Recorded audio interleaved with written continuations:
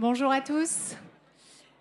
Donc, je suis très heureuse d'être parmi vous aujourd'hui et je remercie BPI France de me donner l'opportunité d'animer cette table ronde autour de la prévention et plus précisément de l'importance de mettre en place des collaborations entre les différents acteurs de la prévention pour aller vers une prévention plus efficace, plus ciblée, plus personnalisée.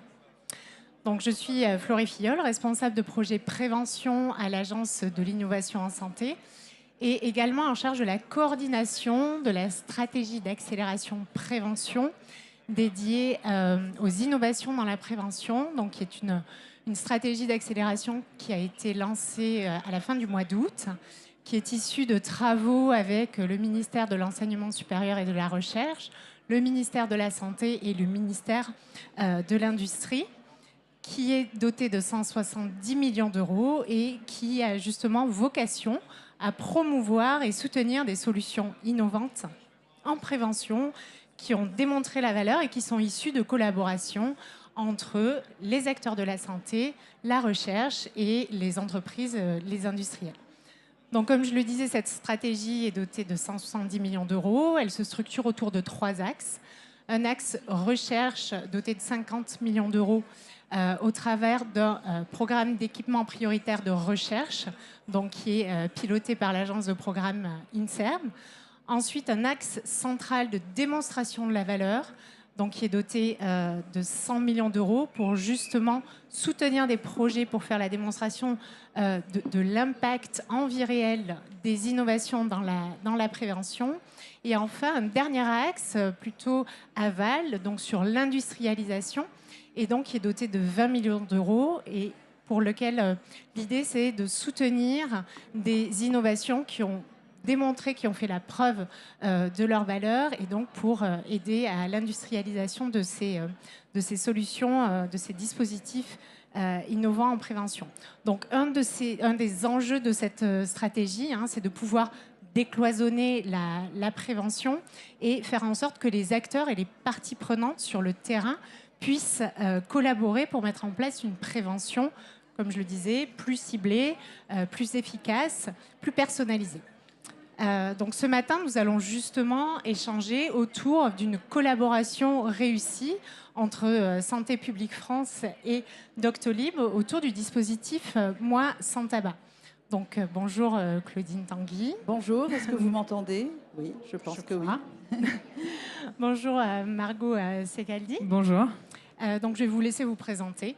Bonjour, moi je suis Claudine Tanguy, je travaille donc à Santé publique France, je suis directrice adjointe de la direction de la prévention et promotion de la santé et plus particulièrement en charge de l'ensemble des dispositifs qu'on appelle de marketing social autour de la prévention, dont le Moi sans tabac dont nous allons parler aujourd'hui.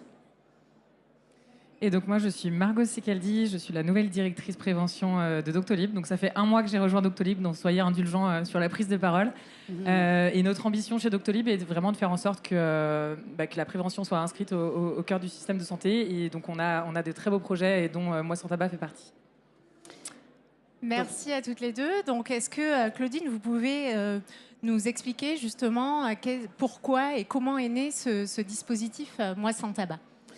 Ok, alors je vais commencer peut-être par vous redire, si vous ne savez pas, ce qu'est Santé publique France. Donc Santé publique France, c'est un établissement public administratif qui est sous la tutelle de la Direction générale de la santé et du ministère de la Santé, avec des missions qui sont d'améliorer, comprendre aussi la santé des populations et donc d'agir par des dispositifs comme celui-ci et plein d'autres, aussi de publications, d'un certain nombre de rapports scientifiques.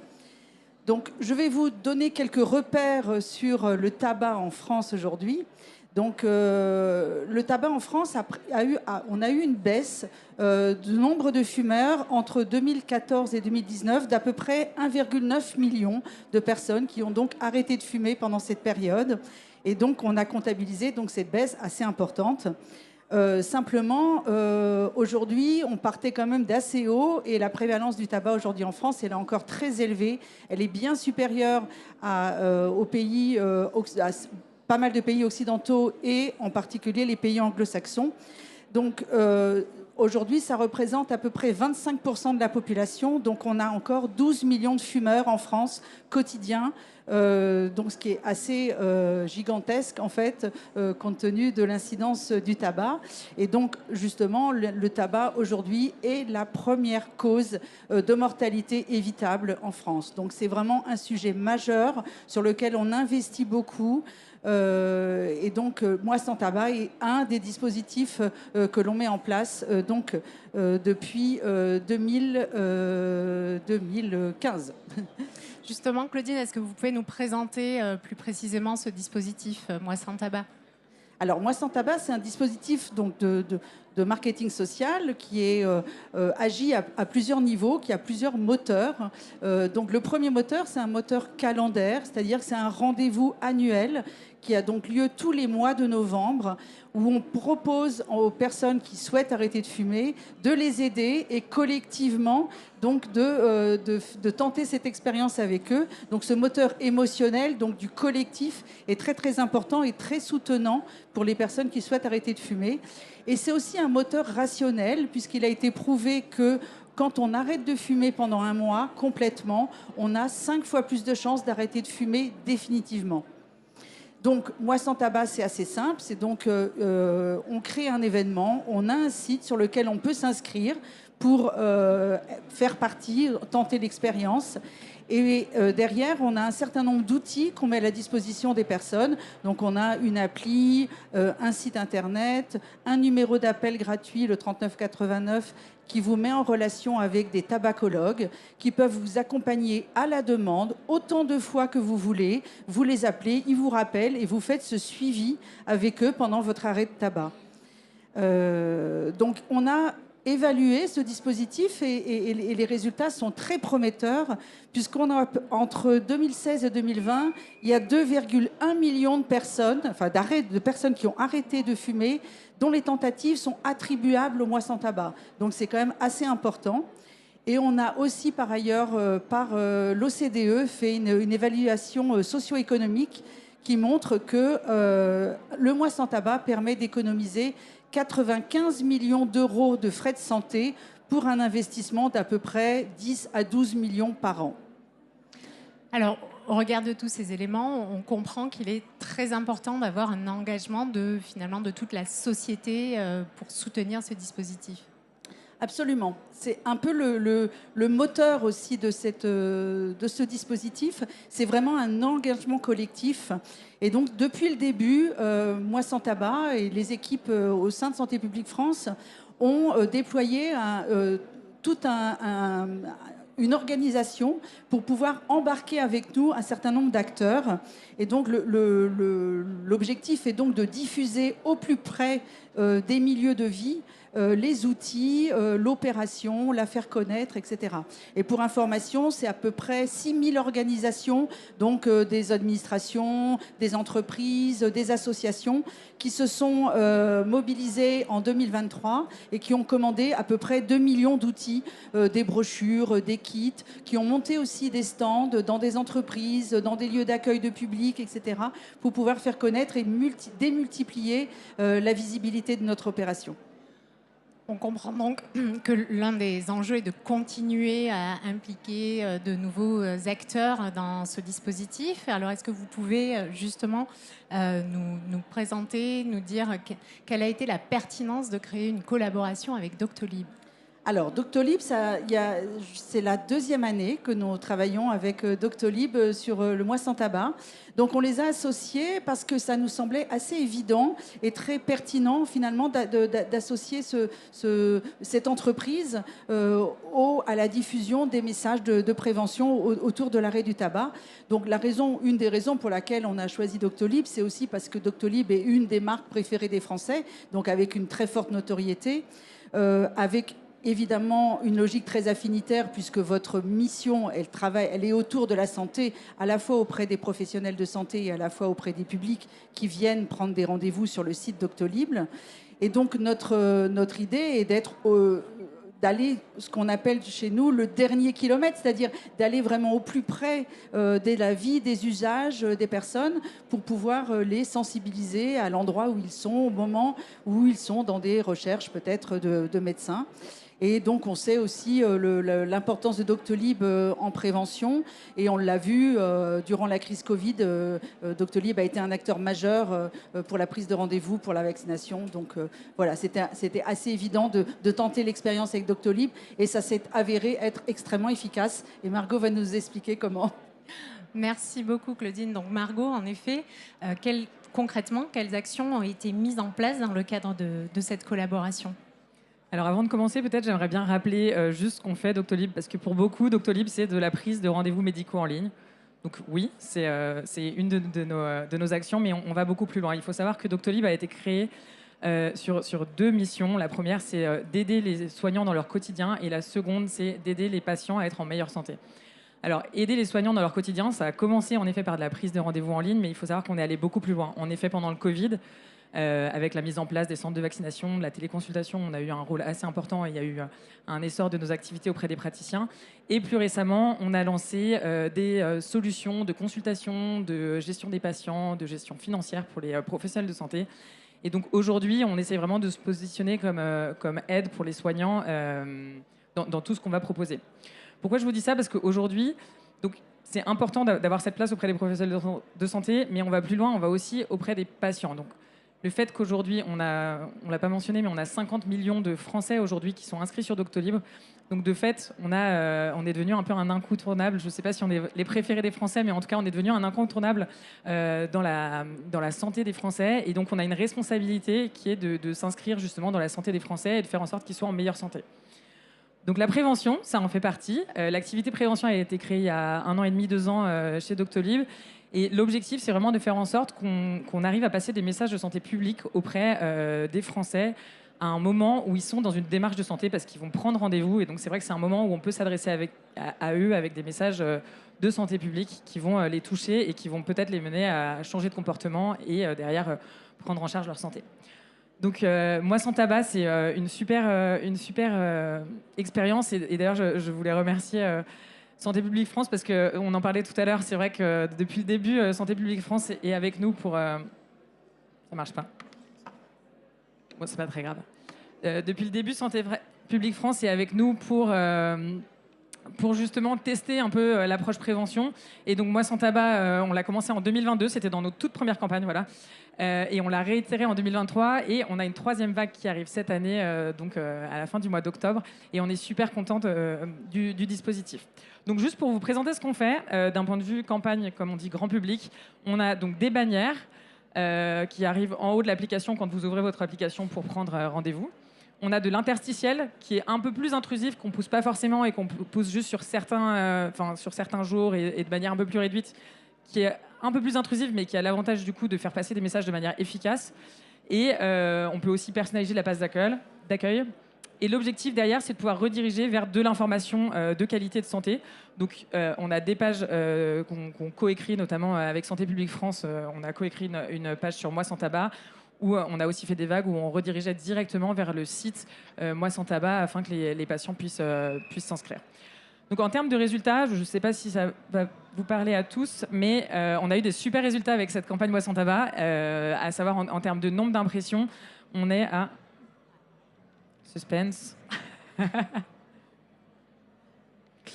Bon, c'est pas grave, sinon on a 54 millions d'impressions sur 2 vagues qui ont duré à peu près 3 semaines en tant que telles.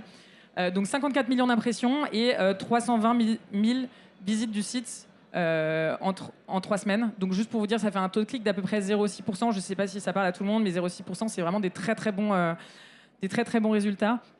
Et on est vraiment super content. Et à savoir qu'en fonction des différents modules qu'on développe, on a des différents résultats. Donc par exemple sur les interstitiels qu'on va pousser, on arrive à avoir des taux de clic de près de 10% sur certaines campagnes. Donc c'est vrai qu'en termes de passage de messages, c'est très important. Donc voilà, on est super content de cette campagne, des résultats, et on a hâte de faire la vague 3 fin octobre. Merci beaucoup, merci à toutes les deux. Donc on voit bien qu'il existe aujourd'hui des collaborations réussies. Et donc, est-ce que côté Doctolib, donc, vous avez expliqué effectivement que pour vous, c'est important de s'impliquer dans cette prévention. Est-ce que vous avez d'autres axes de prévention en cours ou envisagés? Oui, alors comme le dit souvent notre grand chef Stan, it's just the beginning. On en est au tout début de la prévention chez Doctolib. Donc aujourd'hui, on fait des campagnes grand public. Vous pouvez le voir en ce moment, il y a une campagne Octobre Rose qui est vraiment très bien et on est super content de pouvoir continuer. Donc on travaille toujours sur des axes santé publique importants, de prévention. On choisit vraiment nos campagnes en fonction des sujets pour porter ces messages et pas non plus harceler les patients de pop-up de messages. C'est pas du tout notre objectif. Mais l'objectif, c'est d'aller plus loin. On travaille sur d'autres possibilités. Donc, du fait qu'on est très présent auprès des professionnels de santé, il y a aussi des choses à faire avec les professionnels de santé. On a un super projet en cours qui va être travaillé encore une fois, Santé publique France, Test and Learn avec nous. Et c'est super de pouvoir travailler là-dessus. Et après, demain, je ne sais pas si vous avez vu le speech de Nassim tout à l'heure sur l'intelligence artificielle. On aimerait pouvoir intégrer l'intelligence artificielle dans la prévention au sein de Doctolib. C'est vraiment notre... voilà, ce serait vraiment le top du top. Après, reste à savoir comment on fait, comment on calcule l'impact de la prévention, parce que ça, je pense qu'on n'en a pas parlé, mais c'est quelque chose... Enfin, il y a les impressions, c'est bien, mais derrière, comment on arrive à mesurer comment on change les comportements et comment on arrive à réduire potentiellement les coûts pour la société et tout ça. Donc voilà, c'est une question très large, très passionnante, et j'ai pas encore toutes les réponses, mais voilà. Merci beaucoup. Donc peut-être que les réponses seront apportées justement grâce à l'appel à projet Challenge Prévention que l'État a lancé, donc coordonné par l'AIS avec les différents ministères et donc qui a été lancé fin du mois d'août et dont la première relève sera le 10 décembre. Et donc justement, l'enjeu principal est d'arriver à soutenir des projets en prévention qui intègrent des innovations pour démontrer comment ces projets impactent finalement la population, le système de santé, la santé publique. Donc il y a un vrai enjeu, je crois, qui est partagé par tous, d'arriver à faire la démonstration de cette valeur.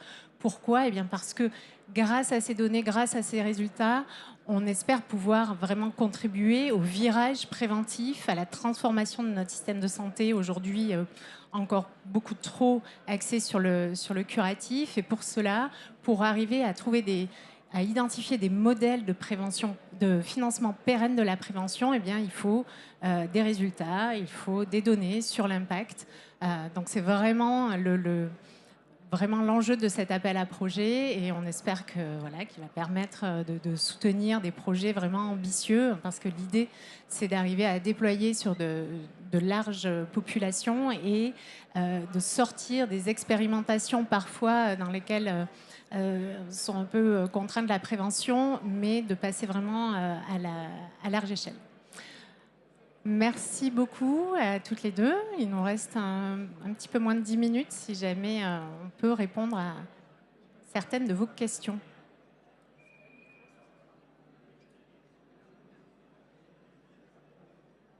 Merci. Moi, je suis chirurgien et la question est à toutes les deux. On parle effectivement de la prévention en santé publique large. On parle d'aider les acteurs de santé. Et quand est-ce qu'on fait de la prévention pour les acteurs de santé et comment on les met en place ? Ouf. C'est cadeau. Merci. Alors, en fait, quand on parle au grand public, on inclut évidemment tout le monde, dont les acteurs de santé, parce que les fumeurs, ils sont pas particulièrement... ils peuvent être aussi parmi ces populations-là. Donc, en fait, on a à la fois des communications qui sont très, très larges, qui s'adressent à tous sur plein de sujets, de la nutrition, la santé sexuelle, la santé mentale.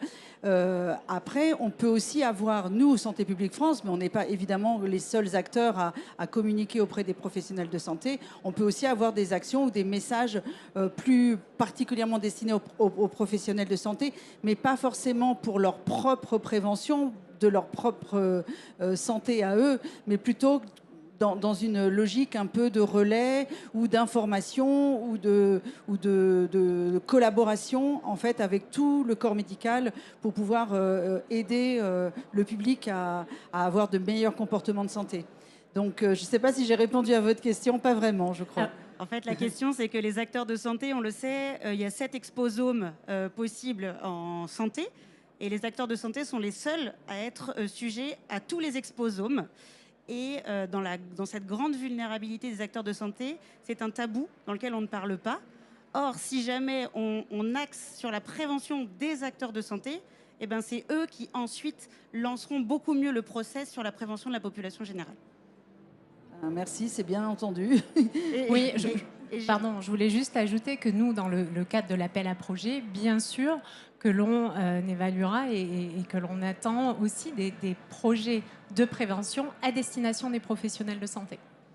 Comme a été fait le rapport sur la santé des professionnels de santé par Madame la Ministre et qui est resté complètement dans le jus derrière. Donc je répondrai à l'appel à projet avec grand plaisir. Voilà, on attend des acteurs aussi de terrain qui se mobilisent et qui fassent émerger des innovations pour qu'on puisse justement les soutenir, démontrer l'impact. Et effectivement, quand on passe par les professionnels de santé, on atteint aussi les patients. Et si je peux compléter juste, côté Doctolib, donc mission numéro 1, être auprès des professionnels de santé. Donc merci pour la question parce que elle en fait partie pour nous, c'est hyper important. Tout ce qu'on fait, c'est vraiment toujours pour faire en sorte déjà que le quotidien des professionnels de santé soit meilleur. Après, derrière, en effet, quid de faire des campagnes de prévention à tous les professionnels de santé qui seraient chez Doctolib, et avec grand plaisir pour en rediscuter parce que c'est notre priorité numéro 1 avec les patients. Donc, voilà.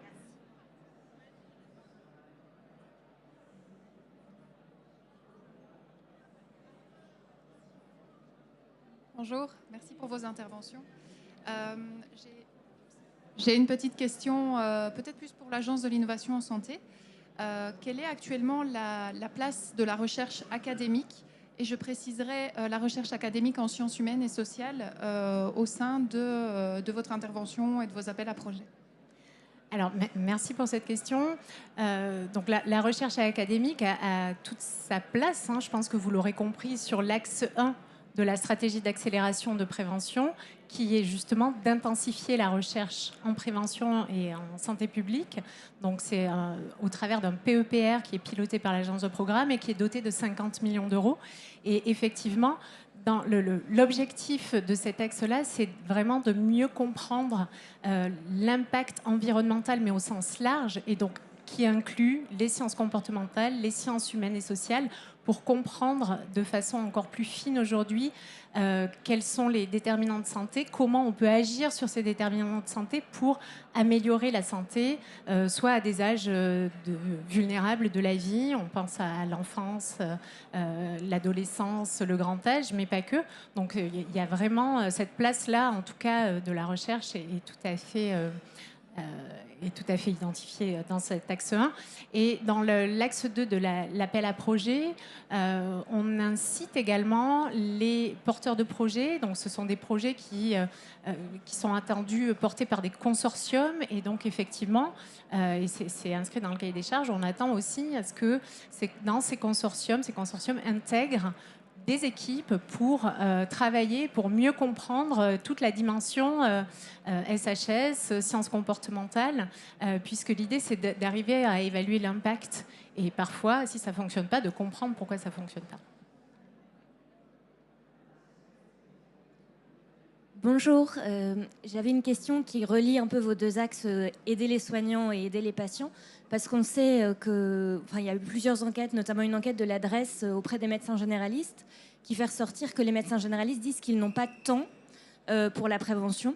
Donc seuls 20% des médecins dans cette enquête avaient répondu qu'ils avaient du temps pour la prévention. Et comment vous, donc évidemment, on sait dans les stratégies préventives, les politiques de santé publique ciblent d'autres acteurs, en particulier le pharmacien, l'infirmier, avec encore la loi à venir, infirmière. Donc ma question, c'était de savoir, elle a deux branches. D'abord, comment est-ce que vous-même, vous pouvez accompagner les médecins généralistes pour faire en sorte de les aider à avoir des pratiques préventives, en leur donnant peut-être des outils un peu clés en main. Et puis d'autre part, est-ce que vous réfléchissez aussi à accompagner ces autres types de soignants qu'on peut réserver aussi sur Doctolib sur ces pratiques, parce qu'en tout cas leurs compétences s'élargissent de plus en plus. Merci pour votre question. Je peux peut-être faire une première réponse, mais je pense que tu vas compléter. Au sujet du grand dispositif qui a été créé et qui commence à rentrer vraiment maintenant dans sa phase de développement, qui est Mon Bilan Prévention.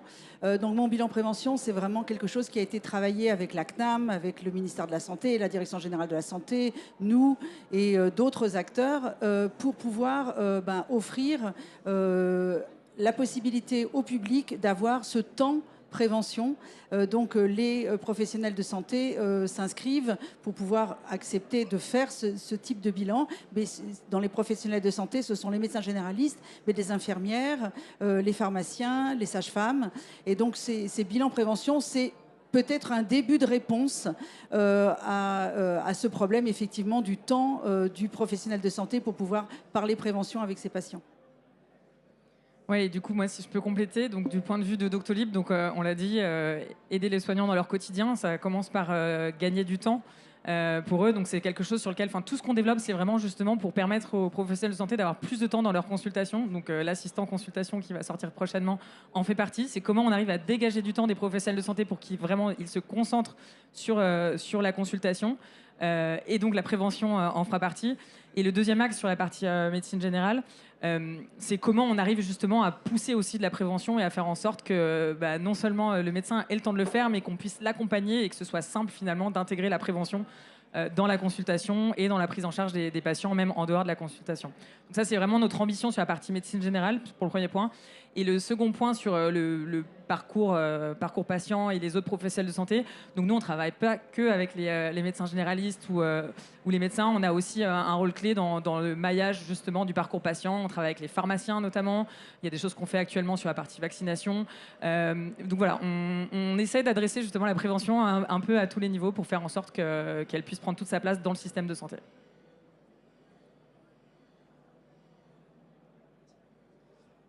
Du coup, je rebondis. Pardon. Bonjour, je m'appelle Rémi Luché. Je rebondis un petit peu sur tout ce qui a été dit, sur le fait que les médecins ont des difficultés aussi à trouver du temps pour faire cette prévention. Mais est-ce que dans ce cas, il ne serait pas intéressant de créer une étape intermédiaire où aussi le patient va prendre le temps, par exemple, le médecin va lui poser plein de questions sur ses habitudes alimentaires, ses habitudes de vie. Est-ce qu'il ne serait pas intéressant de mettre en amont sur des pages comme notamment le fait Doctolib avec des bannières, des interstitiels et des pages d'accueil, de proposer aux gens de remplir eux-mêmes un questionnaire où la donnée va être pré-traitée et du coup va permettre aux praticiens de santé d'avoir vraiment quelque chose de déjà fait et de revenir dessus au besoin s'ils détectent des anomalies. Mais du coup, ça lui fait quand même gagner un temps très intéressant. Donc vous, quel est votre point de vue là-dessus ? Alors, pour répondre à votre proposition, c'est déjà le cas. En fait, Mon Bilan Prévention, à l'origine de la consultation qu'il va y avoir le professionnel de santé, il y a un questionnaire super détaillé qui a été co-construit avec beaucoup d'acteurs. Donc, le principe, c'est que le patient remplit ce questionnaire, il peut l'adresser à son médecin, il peut le mettre sur son espace santé pour que le médecin puisse l'avoir même avant la consultation, ou alors il la porte remplie. Et donc c'est une base de discussion pour regarder avec le médecin quels sont les points de fragilité du patient. Mais du coup, est-ce que ce ne serait pas intéressant de coupler à ce questionnaire qui reste quand même quelque chose de très subjectif parce que la personne va répondre, mais est-ce qu'elle va vraiment tout dire dans ce questionnaire, de coupler cela à des analyses biologiques? On peut prendre l'exemple d'un prélèvement sanguin où il va y avoir des biomarqueurs qui vont pouvoir révéler des choses à laquelle une personne ne va pas forcément penser en amont. Ça, c'est aussi déjà un petit peu le cas. Je veux dire, justement, dans mon espace santé, il y a le versement aussi des résultats de toutes les analyses biologiques. Donc après, c'est vrai qu'aujourd'hui, c'est le rôle du médecin effectivement de coupler toutes ces informations. Mais il y a aussi beaucoup de start-up et de porteurs de projets qui travaillent sur ces sujets-là pour justement faciliter la tâche d'interprétation de toutes ces données, qu'elles soient des données déclaratives ou qu'elles soient des données enregistrées. On peut aussi, si on déroule un peu le fil, se dire On pourrait aussi avoir des devices qui mesurent certaines composantes physiologiques, d'activité physique, de nutrition. Et donc, je pense que c'est l'objet de certaines recherches, en tout cas de porteurs de projets qui ont cette ambition. Ouais. Ok, merci. C'est exactement ce qu'on faisait. C'était justement pour ça que je voulais un petit peu connaître votre place et quelle place vous donniez aussi C'est la fin. à ce type d'outils. Par exemple, qu'on pourrait utiliser aussi dans les campagnes où les médecins sont vraiment surbookés et du coup utiliser cette prévention pour réduire la charge des médecins et prévenir en amont certaines maladies qui honnêtement pourraient être évitées dans certains cas. Merci beaucoup. Tout à fait, merci. Merci à tous.